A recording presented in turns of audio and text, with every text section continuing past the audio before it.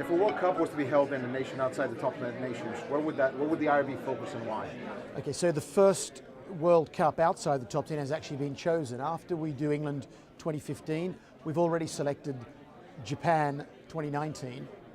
And of course, that comes with all the risks of going for the first time outside of the tier 1 rugby nations who are used to, with the unions that are used to hosting big events like that. We've done it to develop rugby in Japan. It's already a rugby country, but we believe we can help explode that sport there. Big media markets, obviously some interesting returns commercially, which we reinvest in the game. And also the way Japan can help develop the game in Asia. We have a Scrum Force project throughout the region, building up to it, during it and after it. So development will be fantastic in that region because of 2019. Rugby Union is focusing on grassroots for the next decade to increase players and fan base. What other ways can the IRB support them in growing the game over there?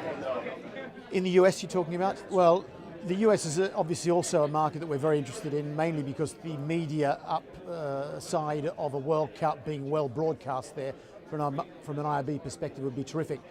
What we're trying to do is work with USA Rugby, which is the union in the States, to find investors who will invest in a major league, national league.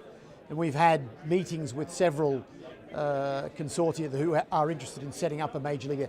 We believe that having a super franchise for the Southern Hemisphere on the West Coast, or having a franchise for the Heineken or the European League on this side might well help as well, but we ultimately think the Americans will really only get interested when there's a major league locally, and we also need a place for rugby players to go after school and university, and at the moment they have to come to Europe.